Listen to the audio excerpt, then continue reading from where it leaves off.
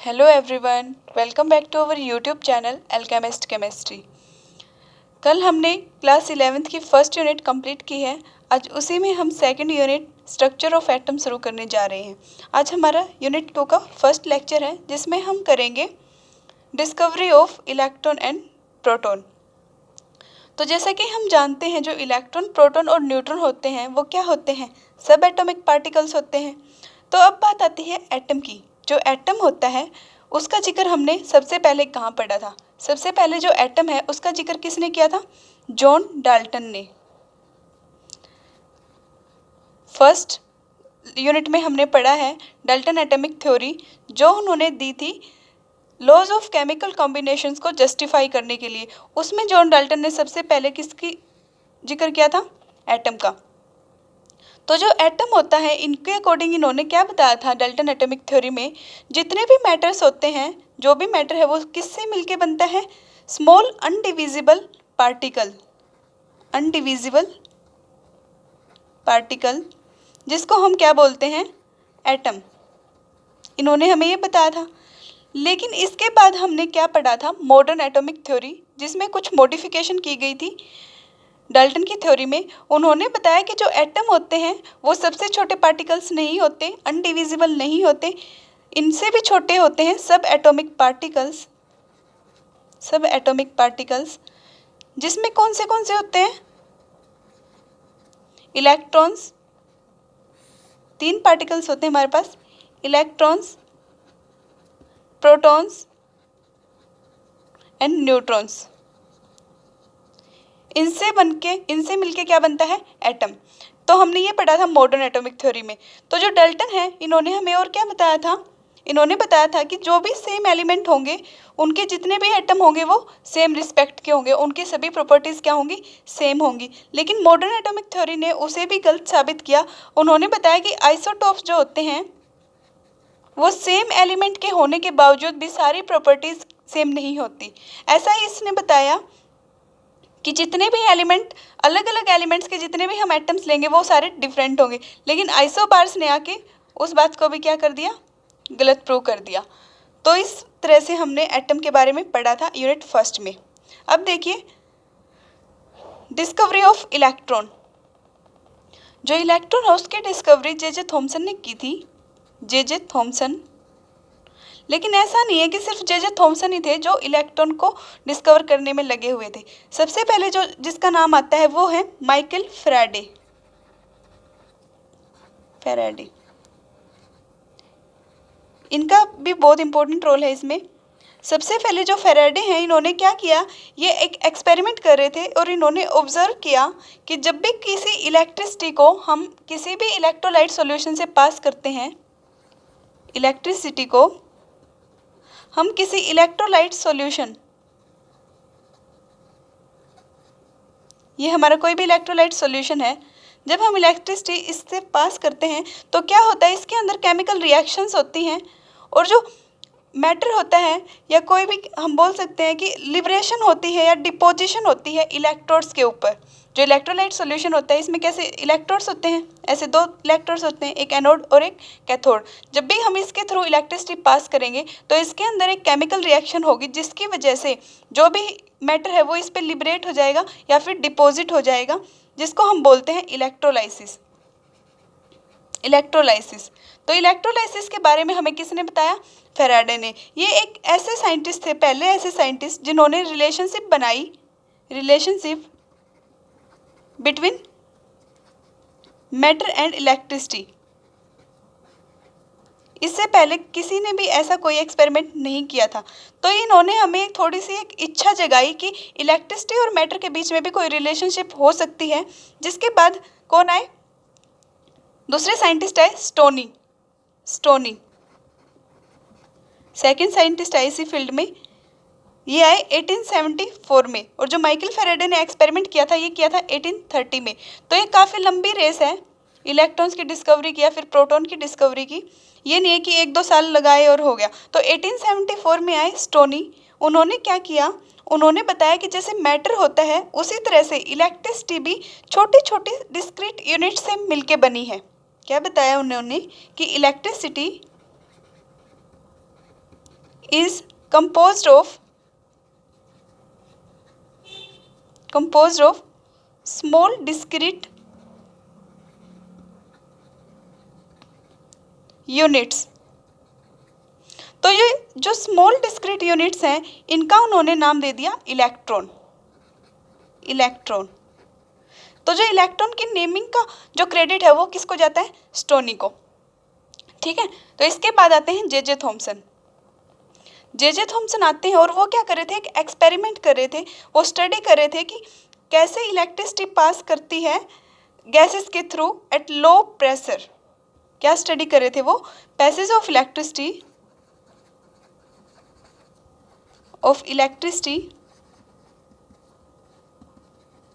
Through gases at low pressure. तो जैसा कि हम सब जानते हैं गैसेस क्या होती हैं? पोर कंडक्टर होती हैं। जो गैसेस होती हैं वो पोर कंडक्टर होती हैं इलेक्ट्रिसिटी की। लेकिन इन्होंने क्या किया? एक कंडीशन लगाई।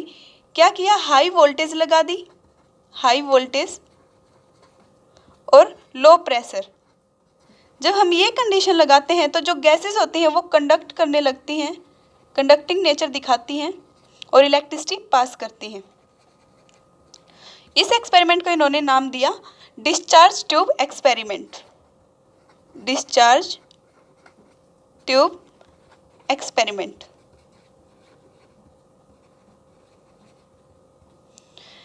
तो डिस्चार्ज ट्यूब कैसी होती है? जो डिस्चार्ज ट्यूब होती है वो एक सिलेंड्रिकल शेप की होती है। देखिए इस तरह की होती है, दोनों तरफ से ये जो है बंद होती है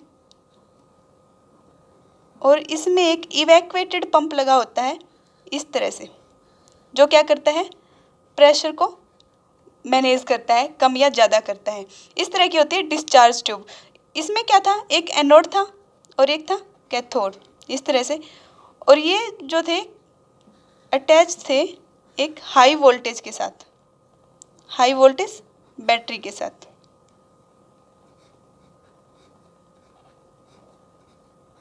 ये वोल्टेज इतनी हाई थी, अराउंड 1000 वोल्ट के अराउंड थी। ये काफ़ी हाई वोल्टेज इसने अप्लाई की और जो प्रेशर था वो इवैक्यूएटेड पंप की हेल्प से काफ़ी कम कर दिया। ये है हमारा एनोड और ये है कैथोड। तो इसमें क्या होता है? जब भी ये हाई वोल्टेज अप्लाई करते हैं और जो प्रेशर है वो कम करते हैं तो यहाँ से क्या करते हैं? इलेक्ट्रॉन्स निकलते हैं। इलेक्ट्रॉन्स तो बाद में पता चला एक रे निकलती है इस तरफ एनोड की तरफ, जिसको हम बोलते हैं cathode ray. Cathode ray clear है? तो जैसे ही क्या किया? हाई वोल्टेज अप्लाई की और जो प्रेशर है वो कम कर दिया, तब क्या करने लगी? जो इलेक्ट्रिसिटी है वो गैसेस के थ्रू कंडक्ट करने लगी और फ्लो करने लगी in the form of rays. और जो वो रे की फॉर्म में फ्लो कर रही थी उस रे को हमने नाम दिया कैथोड रे, कैथोड रेज। तो इस एक्सपेरिमेंट में उनके कुछ ऑब्जर्वेशन थी। जो पहली ऑब्जर्वेशन थी उसमें उन्होंने क्या किया? जो वोल्टेज थी वो काफ़ी हाई थी, वोल्टेज हमने ले ली हाई, लेकिन जो प्रेशर था वो ले लिया हमने नॉर्मल, नॉर्मल प्रेशर लिया उन्होंने। तो इससे क्या ऑब्जर्वेशन मिली उनको? इससे उनको देखने को मिला कि जो गैस है वो कोई भी कंडक्टिंग नेचर नहीं दिखा रही हो, यूँ कि यूँ है नॉन कंडक्टिंग, कोई फर्क नहीं पड़ रहा उसकी कंडक्शन में। तो उन्होंने सेकंड टाइम जो प्रेशर है वो कम कर दिया, प्रेशर रिड्यूस किया 10⁻⁻² ATM पे। इतना उन्होंने प्रेशर कम कर दिया। जब उन्होंने इतना प्रेशर कम किया और वोल्टेज क्या थी? हाई थी, तो उन्होंने देखा कि जो गैस थी वो कंडक्टिंग बन चुकी थी, गैस बिकम कंडक्टिंग। और जो लाइट थी वो एमिट हो रही थी इस तरह से। इधर क्या थी? ये रेज जो है इस तरफ जा रही थी एनोड की तरफ कैथोड से, इस तरह से दिखाई दे रही थी। ये क्या थी? वैसे तो ये जो होती है कैथोड रे क्या थी? इनविजिबल थी, इनविजिबल। लेकिन इनकी वजह से यहाँ पे जो है एक चमक बन रही थी, एक ग्लो आ रहा था, जिसको हम बोलते हैं फ्लोरोस्केन, फ्लोरोस्केंस। ये किस मटेरियल की वजह से होते हैं? ये एक ऐसे मटेरियल होता है जिस पे जब भी कोई पार्टिकल हिट करेगा ग्लो करेंगे, glow on heating by any particle, उनको हम बोलते हैं फ्लोरोसेंट मटेरियल्स। तो ये क्या कर रहे थे, इसमें ग्लो प्रोड्यूस हो रहा था। और जो ये कलर है ये किस पे डिपेंड करता है? किसी भी गैस के नेचर पे। ये ग्रीन हो सकता है, येलो हो सकता है, depends upon nature of gas. Clear है? इसके बाद एक और ऑब्जर्वेशन इन्होंने ली, उसमें क्या किया इन्होंने, प्रेशर और ज़्यादा कम कर दिया, प्रेशर रिड्यूस किया इन्होंने, रिड्यूस टू 10⁻⁻4 atm, और जो वोल्टेज था वो हाई रखा। इसके बाद क्या हुआ, जो ये ग्लो था ये काफ़ी वीक हो गया, दिखाई नहीं देने लगा, ये काफ़ी वीक हो गया, ग्लो बिकम्स वीक। और जो गैस थी वो क्या कर रही थी, रेगुलर कंटिन्यू क्या कर रही थी, कंडक्ट कर रही थी इलेक्ट्रिसिटी को। और जो ग्लो था वो सिर्फ किसकी वजह था, फ्लोरोसेंस की वजह से, या जो फ्लोरोसेंट मटेरियल हमने यूज़ किया उसकी वजह से यहाँ पे। क्योंकि इस बार इन्होंने जो एनोड था वो कैसा यूज़ किया था, परफोरेटेड, जिसमें क्या थी, छेद थे छोटे छोटे से, और जो ये रे थी ये इसके थ्रू क्रॉस कर रही थी और यहाँ पे क्या कर रही थी, ग्लो कर रही थी। क्लियर है? इसके बाद आता है कि जो ये कैथोड रेज है इनका ओरिजिन क्या है, ये कहाँ से निकलती हैं? तो जो इनका ओरिजिन है वो होता है कैथोड, कैथोड, ये कैथोड से निकलती हैं, यहाँ से कैथोड से एनोड की तरफ। अब आती है कैथोड रेज के नेचर पे, इनकी कुछ प्रॉपर्टीज़ होती हैं। जो कैथोड रेज होती हैं ये बोला जाता है कि ये किस में ट्रैवल करती है, स्ट्रेट लाइन में, ट्रैवल इन स्ट्रेट लाइन।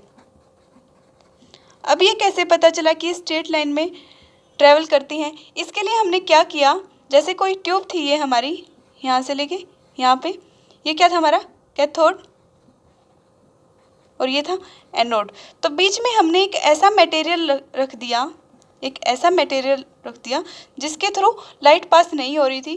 तो जैसे जैसे ये रे जा रही थी तो इसकी एक यहाँ पे शेडो बन गई, शेडो बन गई। तो शेडो कब बनती है, जब कोई भी रे स्ट्रेट लाइन में ट्रैवल करती है तभी शेडो बनती है। तो इससे ये बात प्रूव होती है कि जो कैथोड रेज होती हैं वो ट्रैवल करती हैं स्ट्रेट लाइन में। जिसका सेकंड प्रॉपर्टी है वो बोलता है कि ये विजिबल नहीं होती, इनविजिबल होती हैं। लेकिन जो इनका बिहेवियर है वो किसकी हेल्प से पता चलता है, फ्लोरोसेंट मटेरियल से, कि ये इनविजिबल होती हैं, इनविजिबल इन नेचर।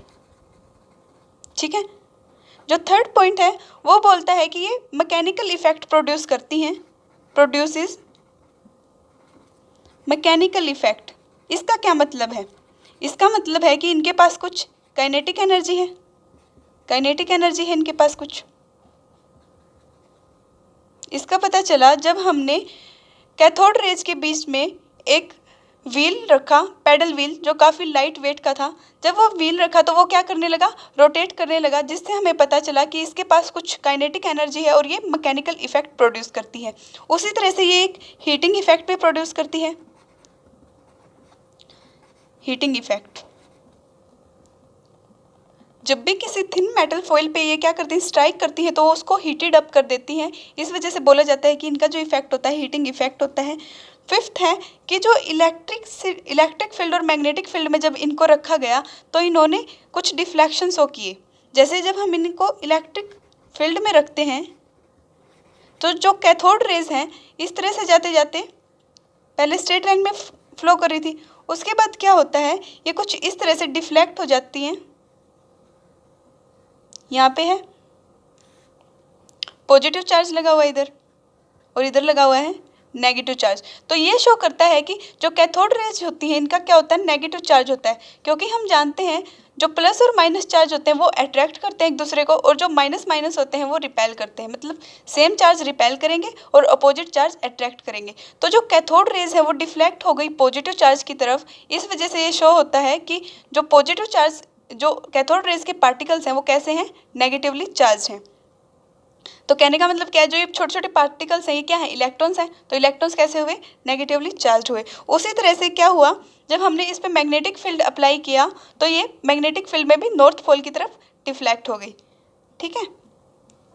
इसके बाद आता है जो एक कैथोड रेज होती है काफ़ी पेनिट्रेटिंग होती हैं, पेनिट्रेटिंग पावर इनकी काफ़ी ज़्यादा होती है। Penetrate through thin sheets. Clear है। नेक्स्ट पॉइंट है, जो कैथोड रेज होती है वो एक्सरे प्रोड्यूस करती हैं।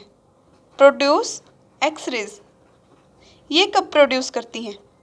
जब भी हम किसी कैथोड रेज को किसी हार्ड मेटल जिसका एटॉमिक मास ज़्यादा हो, एटॉमिक मास क्या हो, ज़्यादा हो, उसके साथ स्ट्राइक करवाते हैं, उसके ऊपर इसका क्या करवाते हैं, अटैक करवाते हैं, तो क्या प्रोड्यूस होता है, एक्सरे प्रोड्यूस होता है। ठीक है। इसके बाद आता है कि जो कैथोड रेज होती हैं इसमें इसके बाद जे थॉमसन ने एक रेशियो दिया चार्ज और मास के बीच में, जिसको हम शो करते हैं E/m से। ये रेशियो दिया। उन्होंने बताया कि जो ये रेशियो होता है ये बिल्कुल भी डिपेंड नहीं करता या किसी भी गैस के नेचर पे या फिर इलेक्ट्रोड के नेचर पे। तो हम इस तरह से बोल सकते हैं कि जो कैथोड रेज होती हैं इनका जो नेचर होता है वो बिल्कुल भी डिपेंड नहीं करता किसी इलेक्ट्रोड पे या फिर किसी भी गैस पे। हम कोई भी गैस लें या फिर किसी भी मटेरियल का हम इलेक्ट्रोड लें तो जो चार्ज और मास का रेशियो है वो क्या होता है, इन दोनों का सेम रहता है किसी भी गैस के अंदर। इसके बाद जे थॉमसन क्या करते हैं, डिटर्मिनेशन करते हैं चार्ज और मास के रेशियो की। इस तरह का वो एक एपरेटस यूज़ करते हैं जिसमें उन्होंने कंडीशन लगा रखी है, जो इलेक्ट्रिक फील्ड और मैग्नेटिक फील्ड है उन दोनों को एक दूसरे के म्यूचुअली परपेंडिकुलर लगाया है और perpendicular to the motion of rays. इस तरह से उन्होंने एक एपरेटस यूज़ किया जिससे उन्होंने क्या डिटरमाइन किया, ratio of charge of electron किसके साथ, मास ऑफ इलेक्ट्रॉन के साथ, under simultaneously influence of electric and magnetic field. ठीक है, उनको परपेंडिकुलर लगा के। ये हमारे सिलेबस में नहीं है तो हमें सिर्फ इतना पढ़ना है कि जो उन्होंने रेशियो दिया था वो कितना था। तो देखिए, जो चार्ज एंड मास का रेशियो था वो क्या था, इसको हम डिनोट करते हैं E/m से। वो हमारा था 1.758820 इंटू 10⁻11 कूलम पर केजी। क्योंकि जो चार्ज होता है वो हमारा किस में होता है, कूलम में, और जो मास होता है वो किस में होता है, किलोग्राम में। तो इसलिए इसकी यूनिट क्या है, कूलम पर केजी। इसके इक्वल था, इसको हम नियरली इक्वल मान सकते हैं 1.75 इंटू 10⁻11 कूलम पर केजी। ठीक है। इसके बाद मिलिकिन नाम के साइंटिस्ट आए और उन्होंने एक एक्सपेरिमेंट किया, ऑयल ड्रॉप एक्सपेरिमेंट।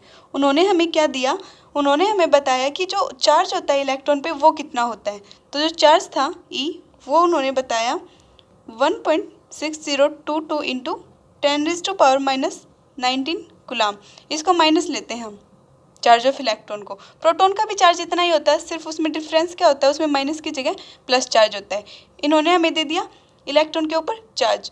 तो जो ये एक्सपेरिमेंट्स हैं इन दोनों के, ये हमारे सिलेबस में नहीं है इसलिए हम नहीं करेंगे। तो अब हमें क्या काउंट करना है, हमें मास निकालना है इलेक्ट्रॉन का, मास ऑफ इलेक्ट्रॉन। तो हमारे पास चार्ज का वैल्यू है और चार्ज बाय एम, E/m की वैल्यू है और E की वैल्यू है। इन दोनों को यूज़ करके जो मास आता है इलेक्ट्रॉन का वो होता है अराउंड 9.1094 इंटू 10⁻31 kg। ये होता है हमारा मास ऑफ इलेक्ट्रॉन। क्लियर है। तो इस सब के बाद जो कैथोड रे एक्सपेरिमेंट किया है हमने, डिस्चार्ज ट्यूब एक्सपेरिमेंट जिसको हम बोलते हैं, उसके बाद हमें क्या पता चला कि जो कैथोड रेज होती हैं और जो इलेक्ट्रॉन्स होते हैं इनमें कोई भी फ़र्क नहीं पड़ता कि गैस का कैसा नेचर है या इलेक्ट्रोड का कैसा नेचर है उस डिस्चार्ज ट्यूब के अंदर। ठीक है। जितने भी इलेक्ट्रॉन्स होंगे वो चाहे कहीं से भी निकले हों, कहीं से भी हमें मिले हों, उनका जो मास होगा वो भी सेम होगा, जो उन पे चार्ज होगा वो भी क्या होगा, सेम होगा, और जो उनका E/m मतलब चार्ज और मास का रेशियो होगा वो भी क्या होगा, सेम रहेगा, वो 1.75। अब आता है प्रोटॉन। तो जो प्रोटॉन जब आया, जैसे ही हमने इलेक्ट्रॉन की डिस्कवरी की साइंटिस्ट ने, तो उन्हें लगा कि जैसे नेगेटिवली चार्ज इलेक्ट्रॉन प्रेजेंट है एटम के अंदर, उसी तरह से एक पॉजिटिवली चार्ज पार्टिकल भी प्रेजेंट होगा, क्योंकि जो एटम होता है वो क्या होता है, इलेक्ट्रिकली न्यूट्रल। तो जैसे नेगेटिव चार्ज है तो वैसे ही पॉजिटिव चार्ज भी जरूर होगा। तो E गोल्डस्टीन आए 1836 में। E गोल्डस्टीन जिन्होंने क्या की, इसकी डिस्कवरी की। उन्होंने बताया कि जैसे कैथोड रे एक्सपेरिमेंट हमने किया है, कैथोड रेज के पीछे ही streaming behind the cathode rays वहाँ पे एक ऐसी रे भी प्रेजेंट है जो क्या है, पॉजिटिवली चार्ज है और अपोजिट डायरेक्शन में क्या कर रही है, फ्लो कर रही है। जैसे cathode rays cathode to anode कर रही है, उसी तरह से एक रे प्रेजेंट है जो एनोड से कैथोड भी क्या कर रही है, ट्रैवल कर रही है। तो उन्होंने क्या किया, उन्होंने जो अपनी डिस्चार्ज ट्यूब एक्सपेरिमेंट था उसमें थोड़े से चेंजेस किए। जो उन्होंने प्रेशर था वो थोड़ा सा इंक्रीज कर दिया। प्रेशर उन्होंने लगाया 10⁻⁻1 ATM, जबकि डिस्चार्ज ट्यूब एक्सपेरिमेंट में हमने लगाया था 10⁻³ या फिर -2 और -4 ATM, काफ़ी कम। इन्होंने लगा दिया थोड़ा सा ज़्यादा प्रेशर इंक्रीज किया तो जो गैस के पार्टिकल्स थे वो ज़्यादा हो गए, गैस पार्टिकल्स इंक्रीज हो गए। और जो गैस पार्टिकल्स इंक्रीज हुए, जैसे जैसे गैस पार्टिकल्स ज़्यादा हुए तो उन्होंने क्या किया, जो ये क्या कर रहे थे, जैसे हमारा कैथोड था इधर और इधर था एनोड, तो ये इस तरफ मूव कर रहे थे, तो इन्होंने धकेला और इनसे इलेक्ट्रॉन्स निकले, सबसे इलेक्ट्रॉन्स निकल गए और इस तरफ ट्रैवल करने लगे एनोड की तरफ। जब इलेक्ट्रॉन्स निकले तो यहाँ पे क्या आया, पॉजिटिव चार्ज, एक होल क्रिएट हो गया, पॉजिटिव आयंस क्रिएट हो गए, सब में इलेक्ट्रॉन्स निकले सबसे।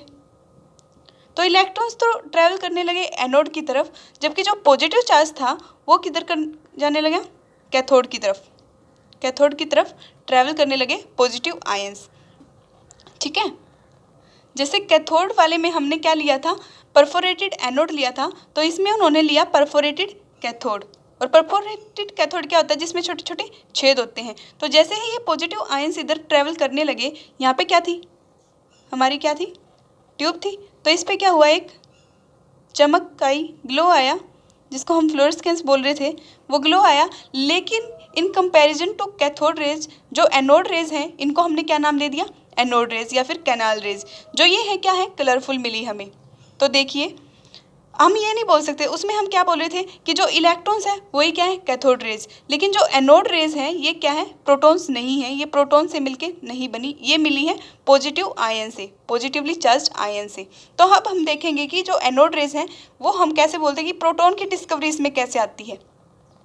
उससे पहले हमें बताया गया कि जो ये एनोड रेज है इनका नेचर कैसा है। तो जो ये एनोड रेज हैं ये भी क्या कर रही थी, डिफ्लेक्ट कर रही थी। जैसे कैथोड रेज डिफ्लेक्ट कर रही थी वैसे ये भी डिफ्लेक्ट कर रही थी, लेकिन डिफ्लेक्ट जो है ये अपोजिट डायरेक्शन में कर रही थी। जैसे कैथोड रेज कर रही थी नेगेटिव चार्ज की तरफ डिफ्लेक्ट, लेकिन जो एनोड रेज थी ये कर रही थी पॉजिटिव चार्ज की तरफ और साउथ पोल की तरफ। ठीक है, कैथोड रेज की तरह ही एनोड रेज भी ट्रैवल कर रही थी स्ट्रेट लाइन में। तो स्ट्रेट लाइन में क्या कर रही थी, ट्रैवल कर रही थी, travel in straight line, first property. Second property इसकी क्या है कि ये क्या कर रही थी, डिफ्लेक्शन शो कर रही थी, show deflection in magnetic and electric field.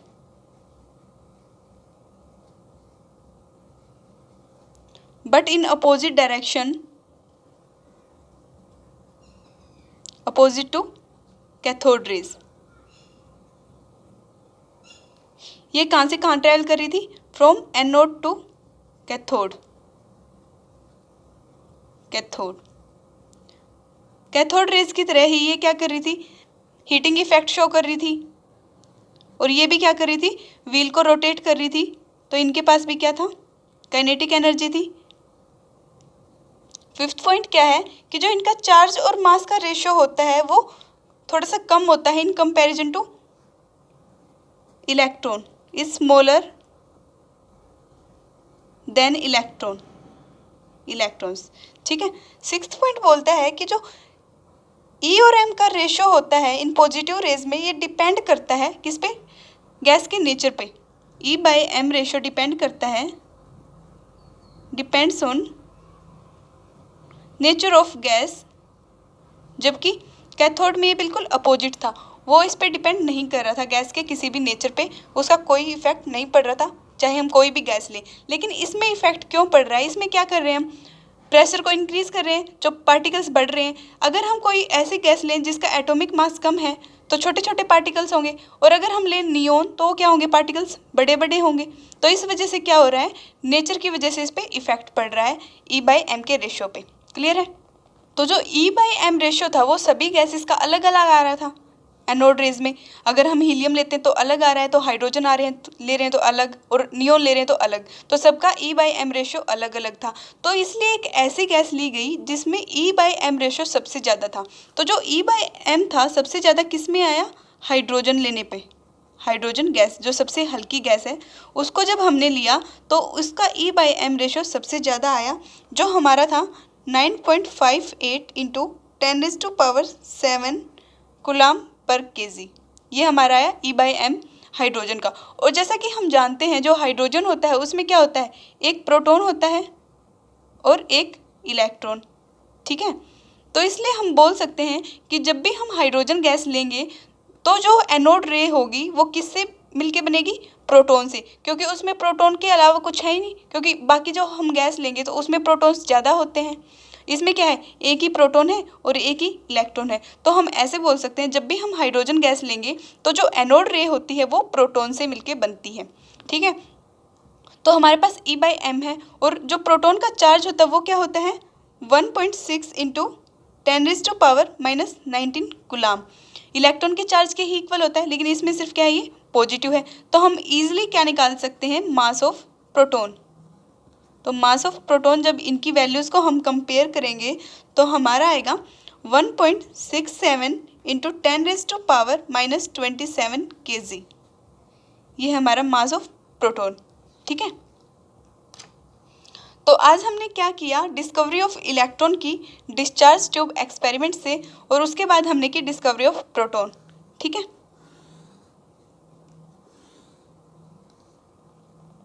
Next lecture में हम पढ़ेंगे जे थॉमसन मॉडल, जिसको हम वाटरमेलन मॉडल भी बोलते हैं, और रदरफोर्ड स्कैटरिंग एक्सपेरिमेंट। ओके।